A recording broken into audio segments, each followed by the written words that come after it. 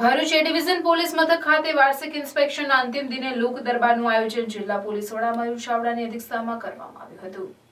ભરૂચના એ division police મથક ખાતે જિલ્લા પોલીસ વડા મયુર ચાવડાની અધ્યક્ષતામાં યોજાયેલ લોક દરબારમાં વિવિધ વિસ્તારના રહીશો, અગ્રણીઓ, લોક પ્રતિનિધિઓએ ઉપસ્થિત રહી શહેરની ટ્રાફિક સમસ્યા, સુરક્ષા વ્યવસ્થા સહિતના મુદ્દે રજૂઆતો કરી હતી। વિવિધ સમસ્યાઓના નિવારણ માટેના સૂચનો અંગે ચર્ચા વિચારણા કરવામાં આવી હતી।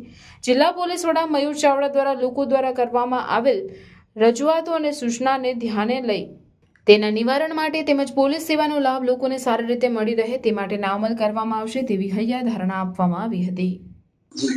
ભરૂચ શહેર એ ડિવિઝન પોલીસ સ્ટેશનનું વાર્ષિક ઇન્સ્પેક્શનનો છેલ્લો દિવસ છે, ત્યારે નોટ રીડિંગ રાખવામાં આવ્યું હતું અને લોક દરબાર રાખવામાં આવ્યો હતો।